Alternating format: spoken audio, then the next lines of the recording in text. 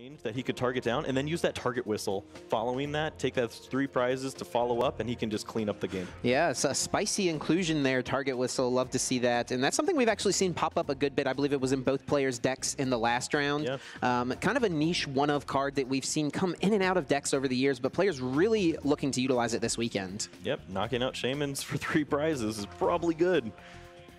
As we do see these players set out their prizes, really nothing terrible on either player side. Prizing a Dusknoir could be a little annoying for Zach, but he does play that 2-2-2 line, so he should be able to find another one. Yep, we'll see if that has any impact on Zach's opening setup. Both our players are almost ready to go here for us. Everything lined up for a pretty great match. Yeah, certainly excited to see how this one is going to shape up. 2 brand new decks going at it. Both of these players once again at 5-0-1. And here we go, getting right into things. Here it is. And Joey right away, he's like, let me read this more, Pecco, make sure I know exactly what it does. And started an Oranguru over on his side. Yep, and that is not the Primal Wisdom Oranguru. He's going to go ahead and just have that Instruct ability lined up for himself. So would like to see himself thin down a little bit and then draw up, but I don't know if that's going to be happening. He does have that Zacian, probably going to just get a nice big hand with Intrepid Sword. Yeah, you got to think. And, oh, that Sudowoodo actually could be a pretty big factor as well. We do see Dedenne come down. Dede Change going to just ditch the whole hand, drawing 6 new cards. This is a great way to see a bunch of cards on your first turn with the new rule change where you're not allowed to play a supporter. Yeah, even getting those supporters into the discard pile are pretty beneficial. You'll be able to see them off of a VS Seeker in the following turn. So really everything's just kind of going Joey's way to start this off. There we go, Intrepid Sword. Doesn't find any metal energies, but still gets those 3 cards to hand. So Joey's sitting with something like a 8 or 9 card hand after turn 1. Seems pretty good to me. Yeah, this is where he wants to be. Also has energy following up this turn, and he has some ways to accelerate energies if he chooses to just go aggressive with a Zacian V. If he isn't able to find that Arceus Dialga Palkia. We're going to see a Flash Energy come down on to Morpeko V. Of course, it does have a pretty solid first attack in Spark, just doing 20 damage to the active and 20 to the bench. Those type of attacks you really love utilizing in these spread decks where you can set up multiple prize turns, multiple knockouts at once. And that's basically all Zach had, though. Just has to go for the attachment and a Spark. Yeah, this is kind of one of those awkward turns where you don't know if Zach's holding on to something impressive or he just really doesn't have it, because he's playing a card like Auxiliary, an evolution line, which is a little slower, but it does provide him that consistency later on in the game. And here we go, Tag Call going to search out 2 tag team cards, finds that Guzma and Hala tag team, and also if he doesn't have the Arceus Dialga Palkia, could find that with this as well. And this is such a good card in these ADP decks, being able to just basically search for the whole combo. You discard 2 cards from your hand, and you can find a Stadium, a Tool, and a Special Energy card. And that's going to get Joey everything he needs. Since he's not getting Arceus Dialga Palkia, got to think he has one in hand, which means Guzma Hala will find him the Float Stone he needs. It'll find him the Double Dragon Energy, and it can even find him the Chaotic Swell, his stadium of choice, which is really key when Zach's going to want to be utilizing something like Thunder Mountain Prism Star. Yeah, if you can slow down your opponent and really make them have to work for it, maybe they'd have to have that Marshadow in combination with a supporter, but in combination with the stadium, but that's just so hard to pull off, especially seeing that Zach is off to this pretty slow start. Trainer's Mail looking at a couple of options here. Looks like Joey's just going to fail it. He saw a Choice Band there, not something that's going to be helpful against Morpeko VMAX, since it does only boost damage to GX and DX Pokemon. Yeah, he isn't going to get any of those extra effects there, and also the damage still kind of doesn't add up at that point. I think he is just going to be on that route where he just tries to pick off some extra Pokemon on the bench. Pretty large hand for Joey. He's got a lot of options here. Guzma Hala, we know, can find him that Altered Creation piece if he wants it. And what I like about this as well is that he's going to be able to discard a Metal Energy, which will interact well with the Metal Saucers he plays. Yeah, that's going to be a great way for him to accelerate energy onto his Pokemon and not have to worry about if this Arceus Dialga and Palkia were to fall at any point. He just has that extra Pokemon lined up in the Zacian, ready to go. And we don't have to worry about standard effects where this Arceus Dialga Palkia needed to find that energy and maybe an energy switch. No, it's just lined up right there with the Double Dragon Energy ready to go. Yeah, such a big card here in the expanded format. Oh, an interesting card in Joey's list is the Stealthy Hood. I wonder how that interacts with Sinister Hand. I believe if the damage is placed on that Pokemon, it can't be moved onto or off of it, right? That would, yeah, if it is stuck there, then that Pokemon, you can't interact with it with the ability, I would assume. So we could see that actually be a pretty cool way for Joey to limit some of the damage swapping that Zach has available. Yeah, it's kind of one of these things where it's like he definitely didn't play Stealthy Hood in his list to count for the Sinister Hand, right? But it just so happens like, oh, that'll work out pretty nicely. And we do see Joey has the full combo. Going to go ahead and Float Stone that Oranguru, move it to the bench. Arceus, Dialga, and Palkia to the active spot, and Altered Creation coming up next. Yep, also does have that Metal Saucer in hand right now, as you were talking about that earlier. Could choose to go ahead and play that now. Do like seeing the Chaotic Swell coming down here too. Yeah, it just really limits a lot of your opponent's options as far as anything with Thunder Mountain. And there it is, Altered Creation. The GX marker has been flipped. For the rest of this game, Joey's Pokemon will be doing 30 more damage. And if damage takes out one of Zach's active Pokemon, Joey will be awarded an extra prize card. All right, so Zach has his work really lined up for him here. Does have a pretty reasonable hand as far as being able to find his Octillery, but the rest of it's pretty weird. He has his Dowsing Machine, but his only available item for him to use there is that Ultra Ball, and he can't really work that in cleanly. Right. And then he does have that research that he could go ahead and discard and draw 7, but he's going to lose his Dowsing Machine in that process. Maybe there's a way that he uses Octillery and fills up to discard again, but it's not the cleanest for him here. Zach does play Battle Compressor and also has Field Blower in his list, so he could definitely pull off a big turn if he was able to find a large combination of cards with, you know, the Dowsing Machine, finding the Field Blower off of a Compressor, something like that, to get rid of this Chaotic Swell, eventually finding him the Thunder Mountain, and he could lay down some pretty big damage over on Joey's side. We'll just have to see what really comes out for him here. Yep, Octillery going to hit the field. You got to think that's going to evolve soon. And Abyssal Hand, really just such a solid ability. Once during your turn, you may draw cards until you have 5 in your hand.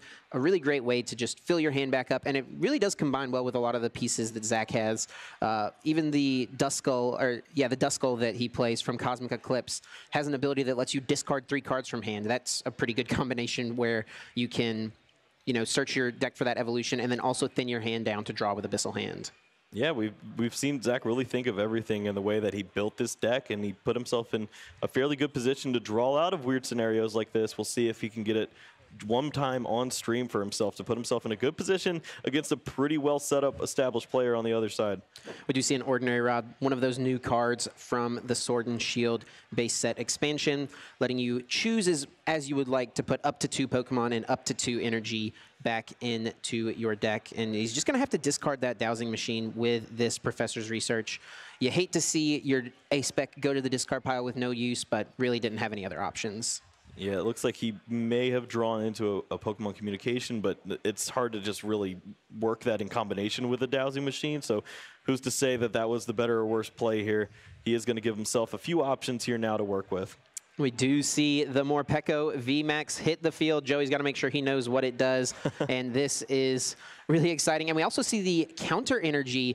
Something really interesting with that is it doesn't work on EX or GX Pokemon, but it doesn't say anything about Pokemon V. So if Zach does go down on prizes, that will provide 2 Lightning Energy for the max discharge. Yeah, well, the one unfortunate thing for Zach is that Joey doesn't like to play long games. So when he takes a prize and that counter energy finally becomes active, you've got 1 turn to really use it because Joey's looking to close out. And there's that Duskull, going to be able to discard 3 cards from hand and just right away search for the Dusclops, get that evolution in play. Really a really cool card that came out of the Cosmic Eclipse expansion, and I think one of the reasons that we're seeing Dusknoir have a place here again and expanded. Yeah, if you see that in combination with Tapu Koko Prism Star, you can start to accelerate some energies along with that as well. Just an easy way to get those into the discard pile. It's such a cool way to drop your hand down for Abyssal Hand too. Yeah, and we're seeing him use that right now. Abyssal Hand does also find a Quick Ball. We see a Battle Compressor, so we could definitely see the Koko Prism Star come up here with the Quick Ball and Compressor combo. Also going to go ahead and just ditch that Execute. Love getting that guy in the discard pile as quickly as possible due to propagation. Yep, having access to that so that you don't have to discard all of your best cards when you're using some of these really impressive discarding effects in your deck, like those Ultra Balls. It's just a great way to make sure that you have some options saved for later in the game when you really need those fringe cards. We see Zach is also playing a Guzma and Hala of his own. Really useful to find those flash energies. Can also get the Thunder Mountain Prism Star, which is, you got to think, is really key to his strategy, to his deck. And then even plays the counter gain in addition to the counter energy as a way to get some additional damage when you're behind. Yeah, he can just come out of nowhere with a Morpeko VMAX just because he has these incredible counter effects. Just depends if he's going to have enough time to find the use for these. Quick Ball discarding that Execute that he just discarded with Compressor. Now we'll be able to find any basic Pokemon. And it looks like it's just going to be another Duskull. Wants to guarantee himself that he'll have the option potentially to use a Dusknoir next turn, and going to go ahead and use the ability once again. We're going to see a full 2/2 Dusclops in play without even having to wait a turn to evolve. Yeah, just using those Executes, that propagation to the best of his ability there. Didn't have to discard too much, so we only had to lose that Guzma and Hala. Or it looks like the Mallow and Lana is one of his extra cards that he's included into that tag engine. So just that's going to hit the discard pile for him. But, of course, could see that come back later in the Versus Seeker. And it looks like we'll just have to see another Spark spreading some more damage. And then we should see a pretty big turn here from Joey. Yeah, Joey has really put himself in a great spot here. He does have access to multiple attacks just because he has that Metal Saucer. If he wants to get really aggressive, he can take some big knockouts. If he just wants to continue using Arceus Dialga Palkia, he can do that as well. Morpeko, I believe, does only have 190 HP, so if Joey can find his one of Fighting Fury Belt, which we actually do see in his hand right there, he could just attach another energy to this Arceus Dialga Palkia and use Ultimate Ray in order to knock it out because of the 30 damage boost and then the 10 more from Fighting Fury Belt. Yeah, it looks like he has 170 hit points. Okay. So already has that lined up for him, fortunately, for Joey. We do see the choice of Computer Search off of the Trainer's Mail. Computer Search is just always one of the best cards in Expanded. Anytime you're building an Expanded deck, it feels like that's always just the go-to as far as A-Specs go, and then you see if something else works in your list. Right. But Computer Search is just consistency, and consistency is definitely king in the Pokemon trading card game. Yeah, Zach decided to go with that dowsing machine as his option and just wasn't really able to get any use out of it because he saw it too early in the game. Right. Of course, with Computer Search, you don't have to reveal to your opponent what you take, so Joey takes any one card out of his deck, puts it directly into his hand, which is just what makes it so good, is that it can find any other piece that you might need to set up a specific combo. So you got to think Joey's going to be doing exactly what he wants to on this turn, since he's left himself with so many options. Yep, so if we start to see how this is aligning up, Joey will have access. He can get multiple energies in play just by using Arceus Dialga Palkia, that Ultimate Ray taking a big knockout and loading up his Zacian. So maybe this last piece is just trying to work in that Target Whistle Guzma combination, something to take those last 3 prize cards and clean the game up. Just depends if he's going to be able to hold on to that, if Zach maybe has some disruption available too. Joey just going to take a Professor Sycamore here. We see on Zach's side choosing to play Professor's Research. That's definitely a meta in of its own. Which card do you choose to play? We've got Juniper, Research now, and then also Professor Sycamore. And this all giving you that powerful effect of discarding to draw 7. If you're not playing Juniper, you're not doing it right. Got to make your deck as expanded as possible, right? I go late. Oh, it's actually just going to be the Guzma. Joey choosing to target down the Octillery here. Doesn't give himself the option to win the game in 2 turns, but does target down Zach's kind of consistency engine. Right, so this does line up for Zach to get some relevant damage with his Morpeko, but maybe just has that read that Zach's hand isn't that strong. And we do know now that that counter energy has been activated. Only 1 more energy needed in order to start attacking. And we see another Morpeko VMAX and a VS Seeker. Gonna find any supporter card out of the discard pile, and Professor's Research will discard and draw 7. Targeting down that Octillery ended up not hurting Zach too much. Yep, no high five. These players are just gonna keep pushing through, but does see those 7 cards line up for him. Finds the energy to go along with his Morpeko VMAX, so we'll have Max Discharge available for him now. Can get some really relevant damage onto the board and maybe start to make a swing. Joey has to be thinking, did I make the right choice here? Because I kind of want this game to be over soon.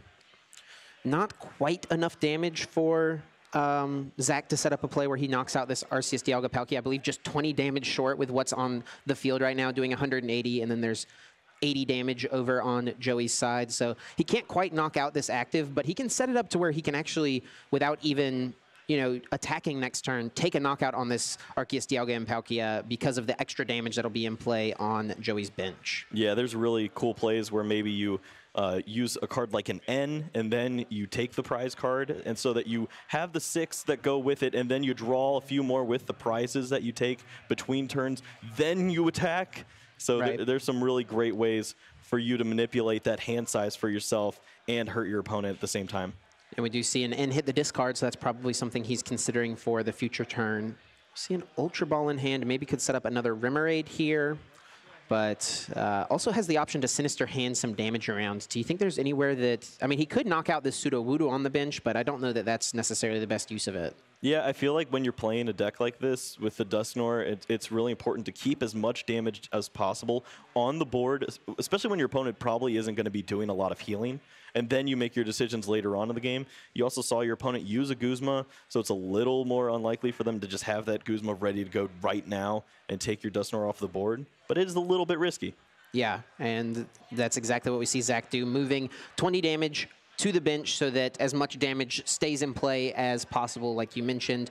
And Joey going to play a tag call here. If he finds a Guzma and Hala, he could find that Stealthy Hood and, just hard retreat the energy off of this Arceus Dialga and Palkia, and that would mean that that damage is stuck and that Arceus Dialga and Palkia cannot be knocked out right away. Yeah, you could lock 180 damage from Sinister Hand, which is pretty annoying.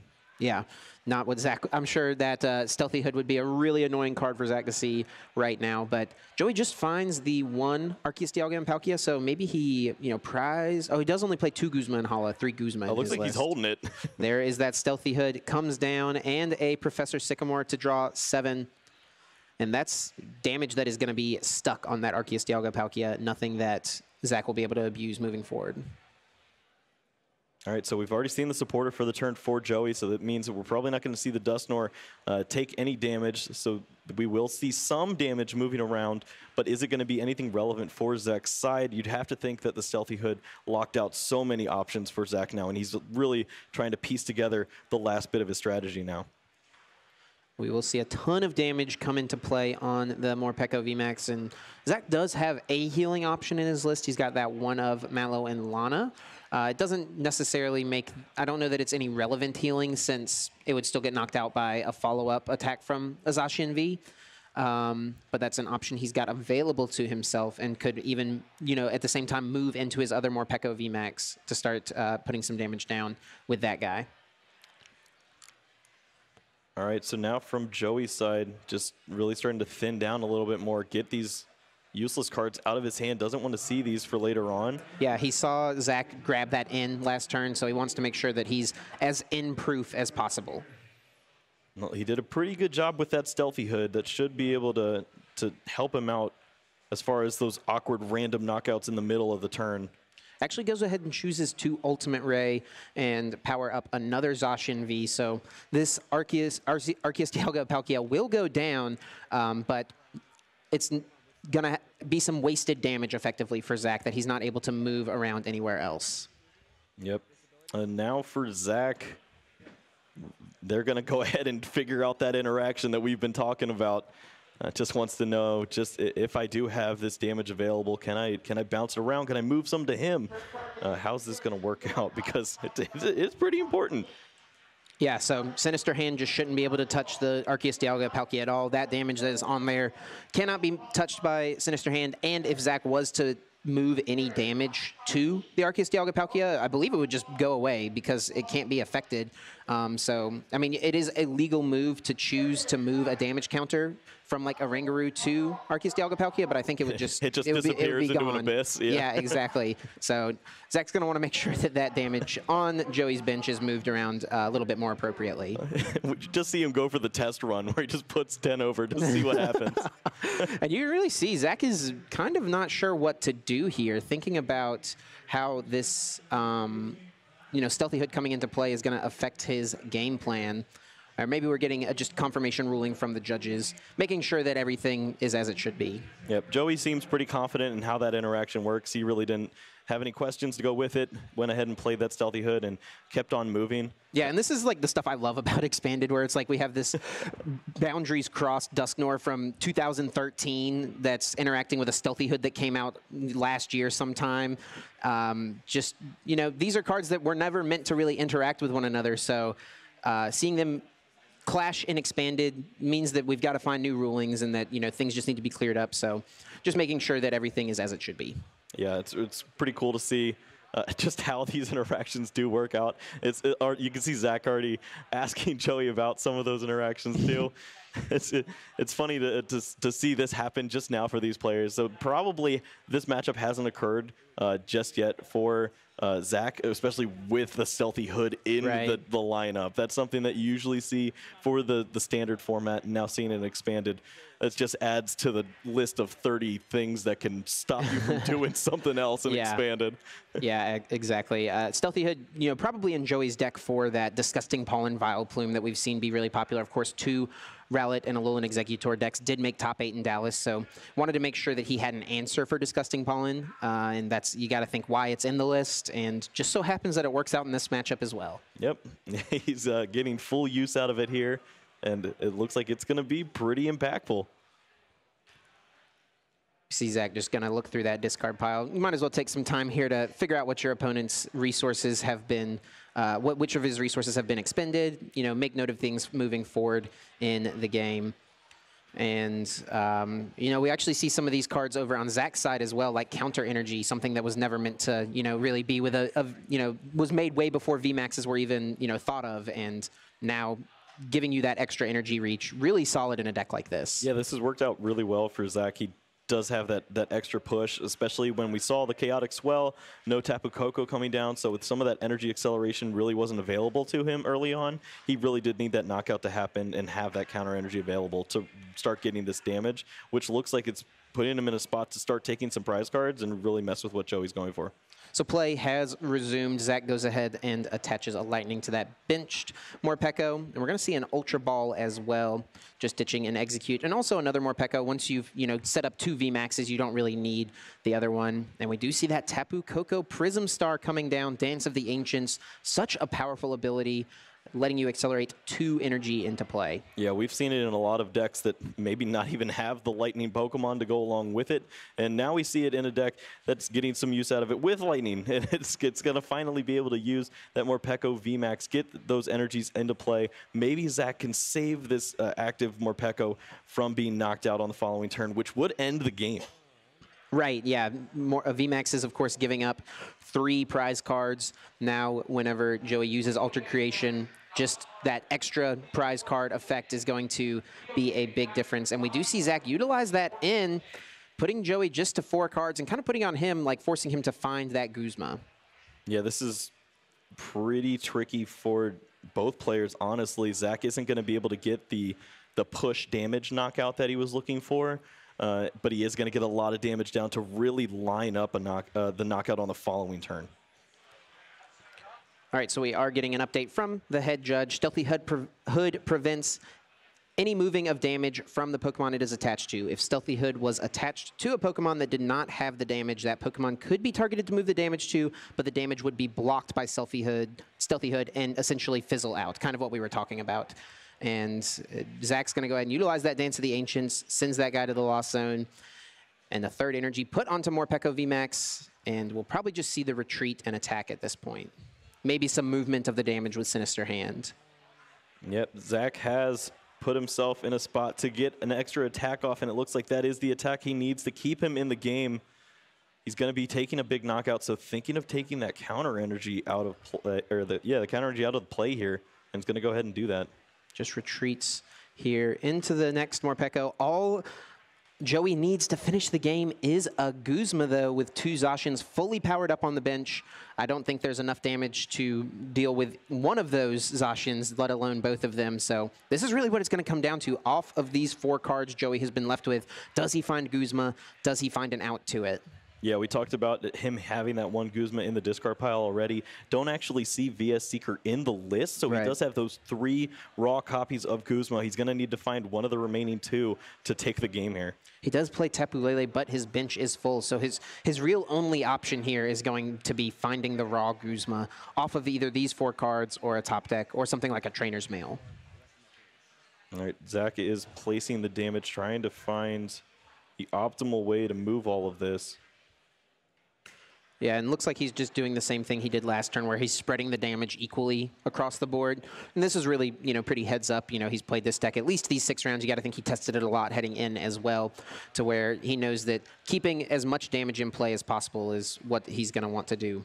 Zach will take 3 prize cards here, knocking out that Arceus Dialga Palkia, spreads a ton of damage to the bench. Joey sends up a Rangaroo, which is also another way for him to dig if he drew cards that can thin his hand down. But this is it. Does he find the Guzma? This also frees up a bench spot, so if he has Lele in the deck, something like a Quick Ball would also be an out for him. It looks like we do see the Quick Ball in hand, so if he has that lined up, we're going to find out right now. He may have discarded the Lele earlier on in the game. Yeah, I don't see it in the deck. And if he's got, I think I do see a couple Guzmas there, so he's going to thin his hand down as much as he can. We see a couple of Elixirs drawn off of the end. Those are cards he can just burn. Even if he doesn't hit them, he doesn't really care at this point. He's got 3 energies on 2 Zacians. He just wants to get those out of his hand so he can draw more with Instruct. Right, we looked through. We really didn't see many energies in there. I don't even know if there is one energy in there to go along with this. So just going to pull these out of his hand right now. Look to find the last maybe 2, 3 cards, depending if he can get that last card played in his hand and draw into that Guzma. We did eye up at least 1 in the deck, and looks like the deck is about 10 cards. Pretty thin, and he's going to thin as many cards out of his hand as he can, and Zach kind of knows this is what it comes down to. He's got to find the Guzma here, and if he doesn't, Zach might be able to clean up the game on the next turn with the 1 prize Sudowoodo in play and the Dedenne on the bench. All right, this is going to be one of the biggest cuts of Zach's day so far. This is huge. Yeah, I mean, actually, Zach just has the damage lined up in play. He's got 260 damage in play, so if Joey does not find a Guzma here, Zach can just win on the next turn. Did he find it? I don't see it. And I think that with 260 damage, all Zach has to do, if there's not another Stealthy Hood or something from Joey, is move 160 to Dedenne and move 100 to Sudowoodo, and that would be his last 3 prizes. Yeah, he can just move any damage over to one of these the GX or V Pokemon and then just knock out the active if it weren't a Zacian. Yeah, that as well. So he's going to have this lined up for himself. It looks like Zach did just enough to get him in a favorable spot here to clean up game 1. Yeah, saw the lines. He knew that he had to maybe get a little lucky off an in, or Joey had to miss, and went for that play. And yeah, you can see Joey just scoops the game up. It felt like Joey was in real control of that. Zach was able to come back, and man, if in is not the comeback card, I do not know what is. Yeah, you would have to think that that was going to really put him over the top. But we did see that that interaction with the Stealthy Hood was so important. It really bought Joey that extra time. He didn't get to see that damage push up and then the cards drawn from the end. So it gave him that extra turn. But I really think that the deciding point was when Joey decided to take that Octillery off the board. If Zach didn't have the hand to combat that, the game was just sealed. But Zach had everything he needed to really push. Yeah, he hit that VS Seeker, meaning he could research to draw a ton, and that made all of the difference. Moving forward into this next game, what adjustments would you want to see from Joey, or do you think he played just about as well as he could have? I think he has that combination lined up for himself where he doesn't have to leave damage on board and find that awkward extra knockout, attack into a Morpeko VMAX twice. If he goes for that target whistle plus Guzma play and does 3 prizes, I think maybe that's the faster route, because you're not giving your opponent those 2 turns with a counter energy Pokemon. You just give him that 1 turn, do something. If it's not enough, I'm going to win. Yeah, you win a turn slower effectively by going the route Joey did in the first game, but you kind of limit your opponent's options much more. So it didn't work out for him in game 1. Maybe we'll see him go for a more fast-paced approach here in the second game. Yeah, maybe there's also a play lined up where if the Morpeko VMAX is already in play, you get that chip damage down first, then you remove an Octillery or Dusknoir from play, and you have that last one knockout lined up. Just give him that 1 turn with the counter energy. Don't give him extra turns, because you see how the damage piles up. It's pretty wild when Zach can just do whatever he wants with all the damage. We saw Joey use a lot of Trainer's Mail in his last turn as well. I wonder if maybe there's a reason to like hold on to Trainer's Mail towards the end of the game to where you can dig that, you know, if you hit that card off of either Instruct or the End, like that's another 4 cards you see that can effectively find you the game. Yeah, it could find you that target whistle and really just clean up at that point. You got to think Joey's probably going to be going first here. It's kind of an interesting choice in the expanded format now that you aren't able to play a supporter on the first turn. Typically, these Zacian V decks are ones that haven't minded that too much, especially since you can utilize Intrepid Sword to draw some cards to end your turn. Yeah, I think that everyone else who has that discussion in their head, well, do I want to evolve? Do I want to do this? Anyone playing Zacian just goes, I like 3 cards. I'll do that. Yeah, going in second, probably a disadvantage for Zach since, you know, his main attackers are evolutions, but maybe at the same time not really, since Spiritborn Evolution lets him search out the Dusclops. He can get closer that way, and then also get some damage in play turn 1 with Spark if he gets to attack turn 1. Yeah, we did see that as his attack of choice, just really trying to soften up some of the damage so that he could make some big plays, but I don't know if that damage was enough of a relevant factor for him. Maybe he just really needs to focus on getting that Tapu Koko down and getting that one big attack off early. Sure.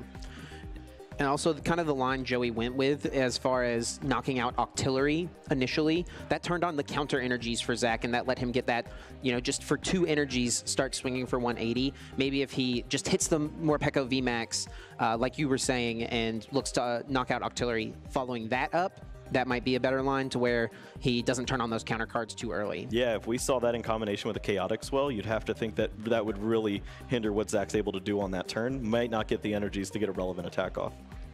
Players are going to be setting out their prize cards here. We see one of those counter energies, a Duskull as well. Joey prizes a couple of energy, which could be problematic with his Max Elixirs, and does prize 1 copy of Arceus Dialga and Palkia, which is not too bad though, since you only need to utilize 1.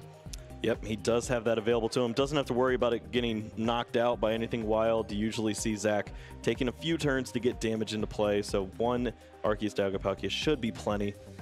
Joey right away plays a Trainer's Mail, finds himself a Quick Ball, and we got to think he'll see that that played right away, searching his deck for 1 basic Pokemon to get onto the field. Also has Guzma Hall in hand, so he's got the turn 2 Altered Creation set up.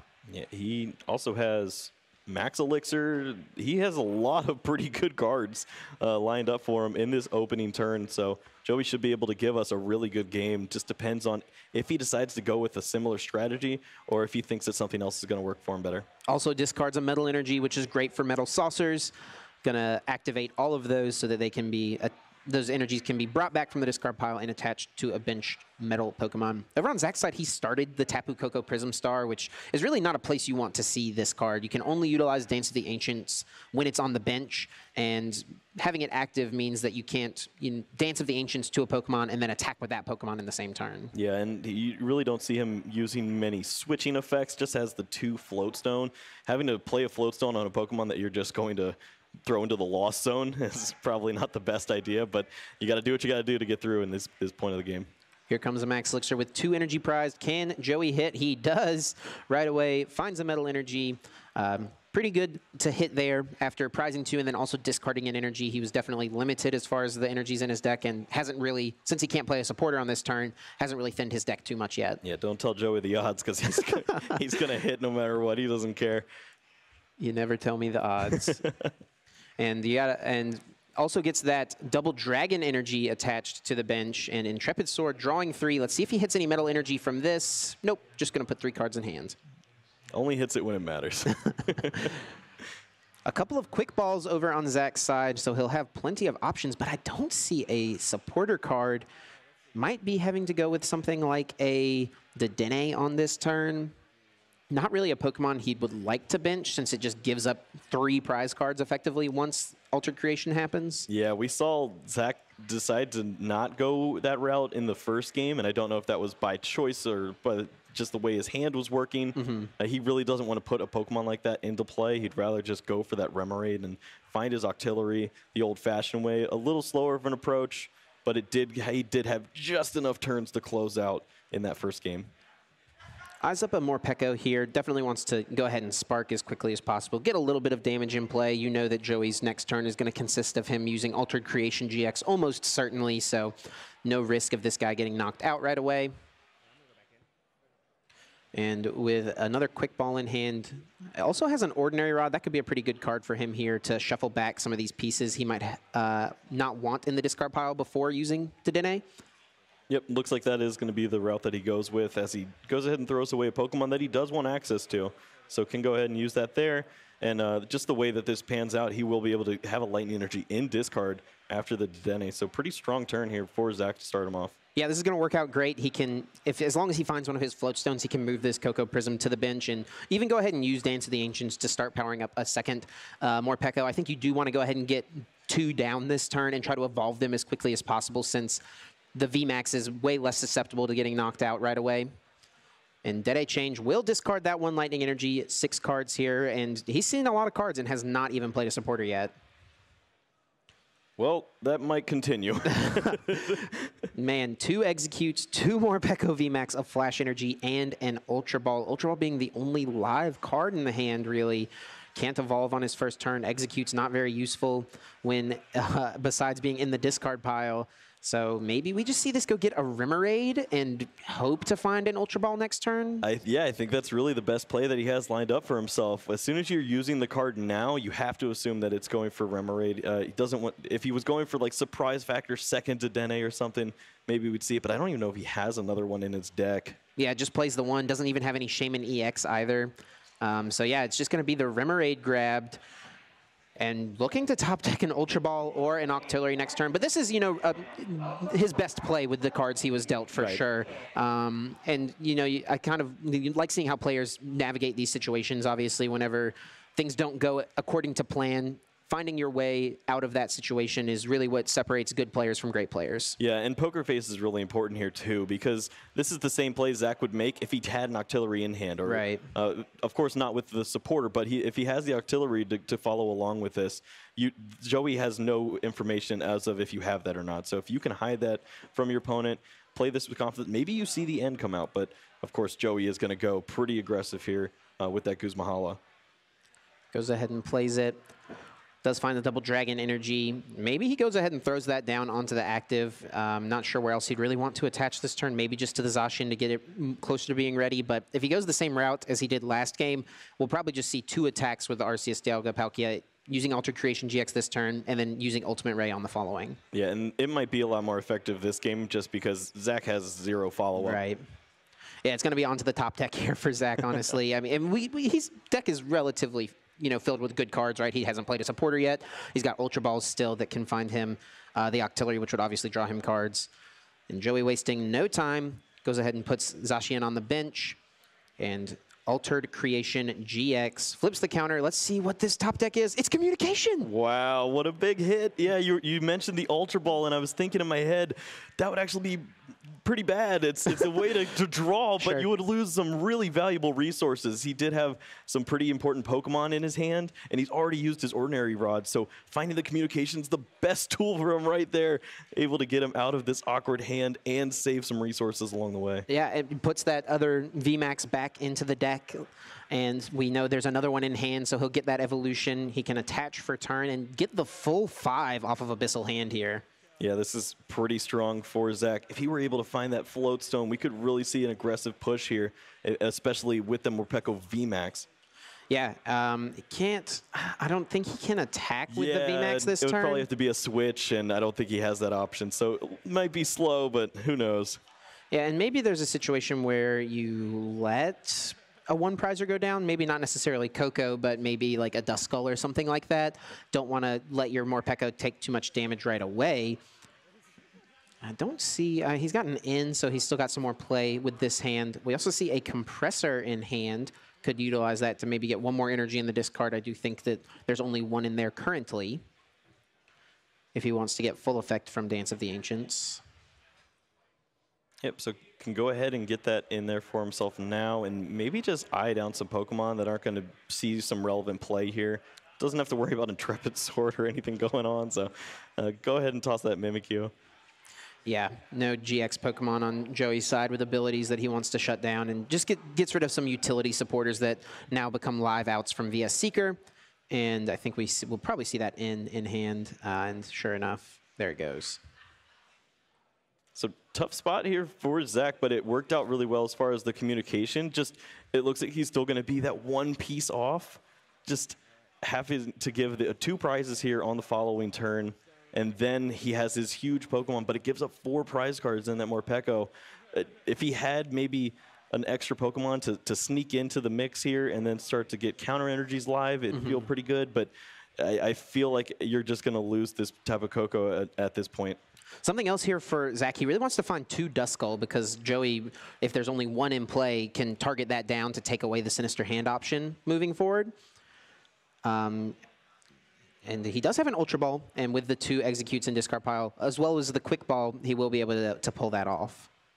Something we also haven't really mentioned is that Joey is playing a lot smaller of a bench this game. And I feel like that might be a part of his strategy as well. Yeah. Just not giving those extra 20 damage, stack, stack, stack, and then push. If you're just dealing with 180, you're going to win that fight. Right. Limiting just the damage that can be in play for Sinister Hand to mess around with is going to, be really a key strategy here for Joey. So really, making a good adjustment here, moving into second game, being down a game. Just depends if he's going to have enough time to really get the 3 match points out of this. You'd have to think at this rate that it's going to probably be a 2-game set. Yeah, I don't think that with how much time is left in the round, it's likely Joey would be able to win a 3rd game. He would have to win this game very, very quickly, and then it would probably be a bad draws situation on Zach's side. And Propagation, though, will bring 2 executes to hand, discards another card for Spiritborn Evolution, and we will see a Dusclops come into play. So Zach is getting the pieces together. Does have to let this Koko Prism go down, which isn't great, but honestly, it's better than letting the Dusclops go down, I think, because Dusknoir is just such an important part of your strategy. Yeah, I think this lines up for that play you were talking about earlier in the first game, where maybe you do find that counter energy plus counter gameplay. Following this knockout here, you can have an answer if something were to happen. If your Morpeko VMAX takes damage and you need another Pokemon to start swinging, you could get that play, get that big attack off with a Pokemon that's safe, and then you're just dodging a Guzma one more time. Ultra Ball will get rid of 2 executes. Looking through his deck, I think he did prize his other Duskull this game, so that's not really going to be an option for him. Maybe just wants to go ahead and get the Dusknoir in hand, increase his better top deck outs potentially. And yeah, that's exactly what he'll go for. Yep, and this really doesn't do anything over on Joey's side. It's just as threatening to know that the Dusclops is there and to know a Dusknoir is in hand as to not know it was there. Right. You're going to probably clear the Dusclops at any point either way. It is just going to have to be a pass. Joey here, I think, aware of the time, looks like he was moving a little more quickly. Does have a computer search in his hand, so that means that really the world is Joey's right now. He has as many options as he wants, and Metal Saucer will go ahead and get some energy acceleration as well, getting that extra attachment in play. And this, at the end of this turn, if he does go for an Ultimate Ray, which we do see, he'll have a total of 5 energies in play on benched Zacians, including the ones on in addition to the ones on the active Arceus, Dialga, and Palkia. Yep, and he drew 2 more off his prize cards, so he's got a lot of energies to go along with this. I do like the play of having 3 energy on the Pokemon that doesn't have the Float Stone, just in case something wonky does happen. Yeah, you'll probably want to put the, if that gets Guzma this turn, you'll probably want to put the Stealthy Hood on that. Over on Zach's side, we know he's got the Dusknoir. Doesn't do much good until there's damage in play, though. And he does bench the other Morpeko. I guess he already has the Dene in play, so, I mean, Joey can just win the game next turn with a Guzma. Or no, he would not, because the VMAX has not been damaged yet. Yep, so we'll see 2 more turns, but I do like what you were mentioning about that Stealthy Hood, because it should be pretty impactful. It does actually have it in hand right now, but we saw him also hold on to Computer Search, which is a really veteran move for Joey to know that even though this could be really helpful in this turn, I don't need it right now. I'm going to need this later to close out the game. Yeah, and doesn't, maybe being a little frostbit from last game, right? Doesn't want to get hurt too much off of an in, leaves himself that out. He doesn't need anything right away, but if he draws it off of an into 4, that becomes an out for whatever piece he might need. That's right. Well, we are going to see Zach going for his classic play there. He has that N off of the VS Seeker now. So Zach is going to get himself 6 cards. Joey now with 4. We'll see if that ended up working out for Joey. He is holding on to some pretty good stuff in deck. Don't know if he's going to have access to it, though. 6 cards for Zach, 4 for Joey. And I wonder if even moving forward, Joey could ignore the Morpeko VMAX, just go for like Guzma knockout. You kind of, if you go for that this turn, you kind of limit yourself to that play though, whereas opposed to hitting the Morpeko VMAX, you now give yourself the option to win on the next turn with a Guzma knockout. Right. It's a play that takes 2 Guzmas instead of 1. Right. So although it does usually line up pretty well for you, just the fact that he took that opening knockout on a 2-prizer means that he's probably going to have to go for 4 just to make this a nice clean game. There we go, 180 damage to the active, 20 to 2 benched Pokemon with max discharge. Joey with 5 cards in hand now. Does see a Sycamore, also a Metal Energy. Yeah, he has the Saucer too, but I don't think that's his problem. he's got all the energy in the world. He needs to find a card like Stealthy Hood, a card like Guzma, so that he can line up to close this game out on the following turn. Yeah, I think he really wants the Hood here just to limit Zach's options as much as possible. I don't think I see it there in the hand. He could bench a Shaman to try to set up and dig for it, or even the Dedenne in his hand, but that's giving low HP, multiple prize Pokemon for Zach to toy around with as far as the damage placement goes. So right. if you do whiff the Stealthy Hood, that could be a really punishing play. Yeah, we're actually at an interesting number as far as damage that's on board, too. We're at 220, so you don't really have a push knockout lined up just yet. So if you were able to get that Stealthy Hood in play, locking out that damage could be huge. And if Joey does miss, though, I mean, Zach could actually just move all the damage to one of the Zacians, take 2 prizes there, and then put 180 on something else, potentially. Looks like a Trainer's Mail, seeing 4 off the top. Can take any trainer to put it into his hand, except for another Trainer's Mail. It looks like it will be a Quick Ball. And this is where we'll see how important it is for Joey to continue pushing forward, or if he knows that I really can't afford you knocking out one of these Pokemon, one of these really susceptible Pokemon, like a Dedenne or something like that. Looks like he's just going to start to thin out his deck there. Yeah, Cobalion not going to be super impactful at this point. Probably in his deck for things like Turbo Darkrai, or excuse me, Turbo Dark or Shock Lock, things like that. Just a card he's not going to use. He knows at this point, gets it out of the deck, and now can discard it with something like the Dedenne.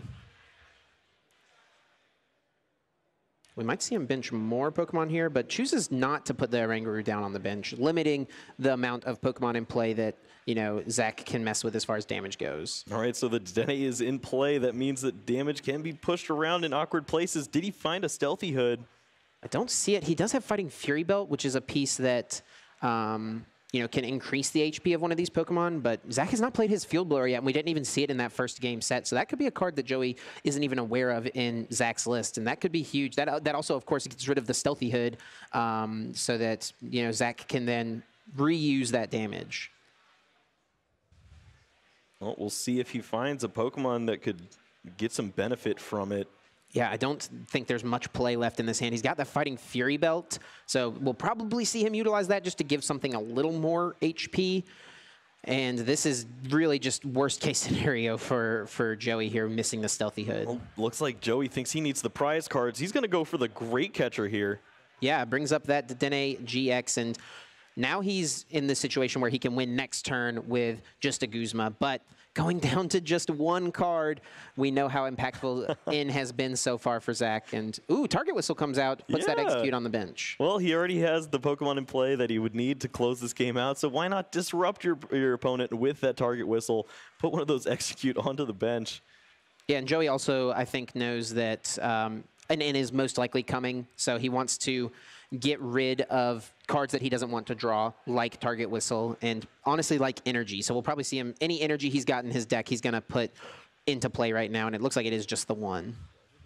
Well, that is the case. Joey is going to be down to 1 prize, so if Zach were to have a card like N on this turn, he could put himself in a really great spot to limit anything Joey could find. Maybe only 2 cards available to him to find the Guzma to clean the game up. Well, Kyle, I do see an N in Zach's hand already, so I think that is the play we're going to see. Finding something like Field Blower here could be really nice as well in order to decrease the hit points on Arceus Dialga and Palkia, making it so that after you maneuver the damage around a bit, you can make it a much more clean knockout and leave more damage on the bench. That's right. Well, we'll see how much thinning Zach can go ahead and get away with here. Looks like he's going to use the Execute to start this off. He's got Ultra Ball in hand. Wants to just get rid of any cards that are useless to him at this point. He's got all his Pokemon in play, gets rid of the communication.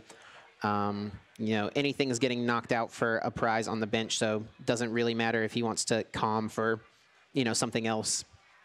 Just wants to thin the deck out, gets the more Pekko VMAX, goes ahead and evolves the benched Pokemon, and we will almost certainly be seeing the N. He does have that Thunder Mountain in play, which would be a card. Maybe he should just actually go ahead and use it so that he doesn't draw it. I don't know that it really matters at this point. Yeah. But leaves himself the option to have it with a Field Blower maybe for a different Morpeko on the next turn. Yeah, you could go ahead and just remove the stadium. It doesn't. It's not going to matter anymore. Your opponent's already taken 5 prize cards, so you were going to have that counter game lined up for the whole game pretty much at this point. You really are just dodging Guzma. Yeah, I guess it could matter like if Joey whiffs next turn but still hits this Morpeko VMAX hard on Zach's next turn. If he's not going to win the game, he wants to attack with the Pokemon that's not damaged. So in that instance, you know, he would want it in play for this just so he could go attach plus Thunder Mountain. Sure. So that might be what he's thinking of, why he decided to save it. And we see Dowsing Machine. That's something that he can utilize to get any of these trainers that he's already played back. Well, whatever decision he makes, he's going to have to start making it pretty quick. We are at 53 seconds left in the rest of this game, but he is 1 game up. Yeah, so it's going to come down to, I mean, if this game does not complete in a best of 3, if time is called in game 2 and the game does not finish naturally, the match is awarded to the player who won the first game.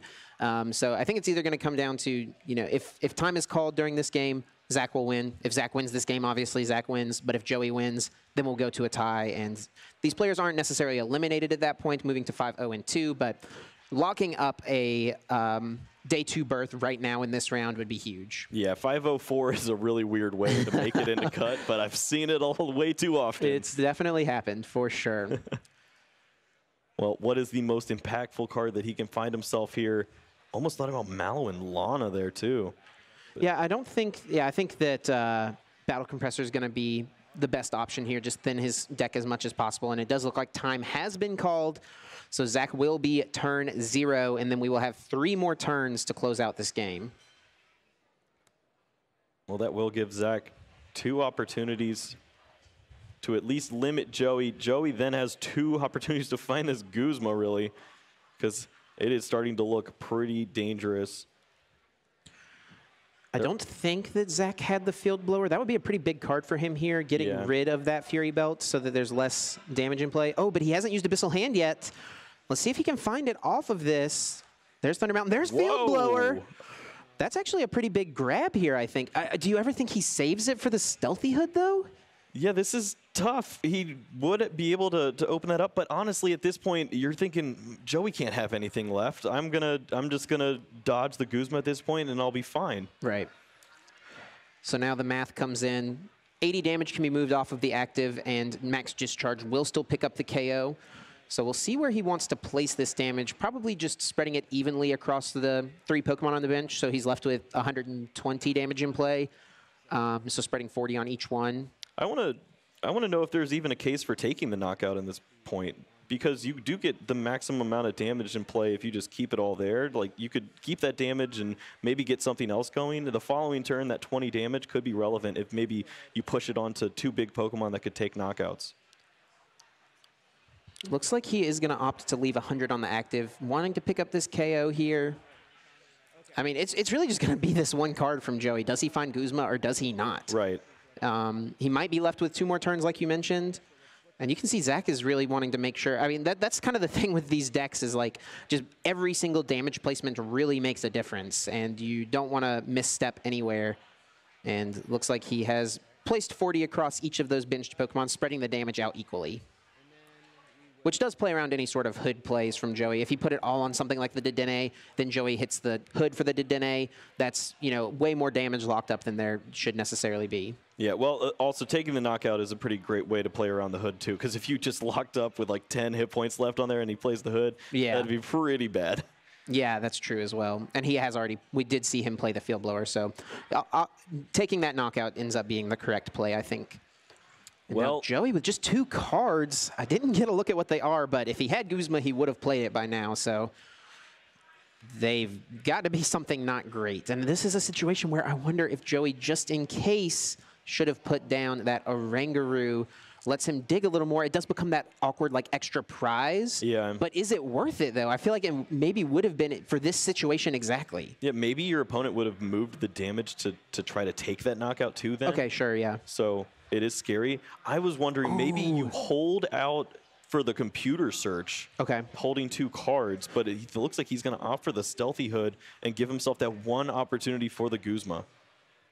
And this is, I mean, that's a good card for him to find in this situation as far as, like, making the game last a little longer. Because otherwise, I think Zach would probably be pretty close to having the damage in play, but it is just going to be actually an Intrepid Sword. Yeah, I like this. Yeah, this is a good way to give himself a few more cards. Maybe he could find the Guzma. Knows that it doesn't really matter if you attack into this. You give yourself the exact same win condition. So now on Zach's side, he's still behind on prizes, so the counter gain is still active. And it's, I think, you know, you got to go for an in once again, right? Yeah, he's already moved that VS Seeker up to the front, knows that that's going to be the best play there. Can't give your opponent all those different cards to find the way to win. If he does have a computer search in that hand or anything that can find him that Guzma, then the game just ends right there. And all this hard work only turns into 1 match point.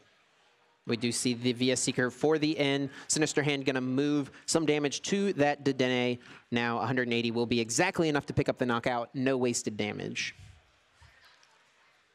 And Joey he will just have those 2 cards to play with there. Maybe could find the Oranguru, but it's going to have to be one of those Guzmas off the top. Yeah, I feel like he's played less Trainer's Mail this game, and like you said, he does still have the Computer Search. Computer Search won't really be working for him since he's only going to have 1 other card in hand. Right. But those mails could become live outs, and yeah, it's just going to be the Morpeko hitting for 180, moving 20 onto the Dedenne. Does Joey find the Guzma? Oh He drew 2 Guzmas! He only needed 1, but he got exactly what he needed, and that is the most exciting end to a game that I've ever seen that is just going to ultimately be a tie. Wow. Finds the second one off the top 2.